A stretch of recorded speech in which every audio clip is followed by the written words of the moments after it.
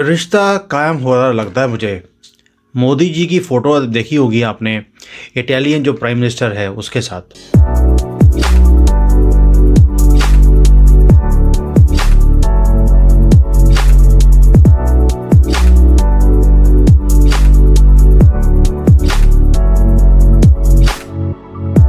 ऐसा मैंने कभी भी मोदी जी को देखा नहीं है इतना खुश जितना वो इटालियन प्राइम मिनिस्टर के साथ है। बेतहाशा मतलब जो है मोहब्बत पूरी दुनिया से जो भारत के प्रधानमंत्री को मिल रही है। It's confirmed. Italy, the G7 member to join China's Belt and Road, is dumping China's biggest international project. चीन को अब तक का सबसे बड़ा झटका, G20 से चीन को बहुत बड़ा झटका। आपने G20 के जो मुआहदे हैं ज़रूर देखे होंगे। सऊदी अरेबिया ने कोई 8 मुआहदे जो हैं हिंदुस्तान के साथ किए हैं। स्पाइस कॉरिडोर के नाम से वो मामलात को आगे बढ़ा रहे हैं। हम G20 से बाहर रहे। बहुत वोकल, बहुत ट्रांसपेरेंट और बहुत इंटेलिजेंट और बहुत खूबसूरत एक महिला हैं। उन्होंने एक्स्ट्रा टाइम गुजारा है और स्टेट विजिट पर थे और 8 कॉन्ट्रैक्ट साइन किए हैं जिनमें एक रिफाइनरी है। अब उनकी मुलाकात हुई है भाई हमारे सनातनी शेर से, जो किसी भी धर्म में किसी भी तरीके का कोई डिस्क्रिमिनेशन कभी करते ही नहीं है हमारे मोदी जी। और इमीडिएटली उन्होंने अनाउंस कर दिया इटालियन प्राइम मिनिस्टर ने मोदी जी से गले मिलते हुए कि हम BRI का पार्ट नहीं बनेंगे। अगर सऊदी अरेबिया 100 बिलियन की इन्वेस्टमेंट अब करने जा रहा है हिंदुस्तान के अंदर,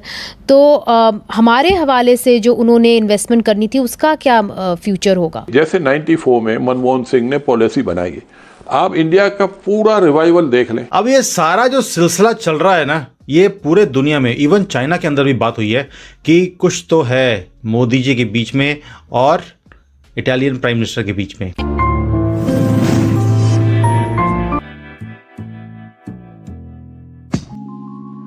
नमस्कार दोस्तों, जैसा आपको मालूम होगा G20 में भारत ने काफी बड़े बड़े फैसले लिए। इसी बीच भारत के प्रधानमंत्री नरेंद्र मोदी और इटली की प्रधानमंत्री जॉर्जिया ने भी एक बहुत बड़ा फैसला ले लिया, जिसमें यह कहा जा रहा है कि इटली की प्रधानमंत्री ने यह निर्णय लिया है कि वो BRI चाइना के बेल्ट रोड इनिशिएटिव से निकल के India to Middle East economic corridor में जुड़ रहे हैं, जिससे पाकिस्तान और चीन को काफी बड़ा झटका लग गया। वहीं दूसरी तरफ सऊदी के प्रिंस मोहम्मद बिन सलमान ने भी इंडिया के साथ काफी बड़ी बड़ी डीलिंग की, जिसे देखकर पाकिस्तानी मीडिया के होश उड़ गए, क्योंकि जहां पे पाकिस्तान MBS का इंतजार कर रहा था कि वो हमारे यहाँ किसी तरह चले आए, 1-2 घंटे के लिए चले आए, लेकिन MBS एक भी घंटे के लिए पाकिस्तान नहीं गए। तो चलिए दोस्तों, इस पर पाकिस्तानी मीडिया का रिएक्शन देखते हैं। और अगर आपको यह वीडियो अच्छा लगे तो प्लीज चैनल को सब्सक्राइब जरूर करें।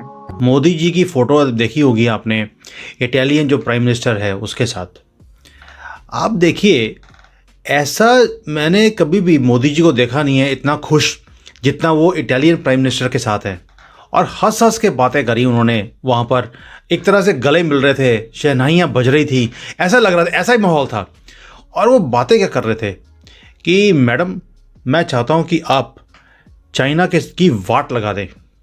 और इटालियन प्राइम मिनिस्टर ने भी क्या बोला उल्टा कर कि भाई हमारी तो हिस्ट्री है वाट लगाने की। अब आप देखिए, हमने वो भेजी थी एक मानियो, मिस मानियो, उसने पूरे देश की आपकी वाट लगा के रख दी पिछले 30-40 सालों में। तो हमारा तो ये काम है, हमारा धंधा ये वाला चीज़, आप बोलिए क्या करना है। और इमीडिएटली उन्होंने अनाउंस कर दिया इटालियन प्राइम मिनिस्टर ने मोदी जी से गले मिलते हुए कि हम BRI का पार्ट नहीं बनेंगे। We are withdrawing ourselves from belt and road initiative of China. अब आप सोच के देखिए। और उसके बाद मुझे शक क्यों हुआ कि भाई शहनाइयाँ बजने वाली हैं। जैसे ही ये मीटिंग हुई उसके बाद आपने देखा कि सारे जो वर्ल्ड लीडर्स थे, जैसे हम मंदिर में जाते हैं है ना, जूते उतार कर, और अंदर जाते हैं हम लोग कि भाई वहाँ पर फेरे लेने हैं, तो मोदी जी भी सारे वर्ल्ड लीडर्स को लेकर, अब मोदी जी शादी करेंगे तो अकेले तो करने वाले नहीं हैं, तो वो सारे वर्ल्ड लीडर्स को लेके गए जूते उतार कर। तो मुझे लगा ले भी ये तो मंदिर जा रहे हैं, ये आज फेरे लगाने वाले हैं। उसके बाद और एक और न्यूज़ आ गई भाई, जैसे ही G20 ख़त्म हुआ है उसके बाद पटाखे बजाए गए। जैसे हमारे भी यहाँ पे जब दूल्हा जाता है शादी करने के लिए तो पटाखे बजाए जाते हैं। अब आप ये वीडियो देखिए।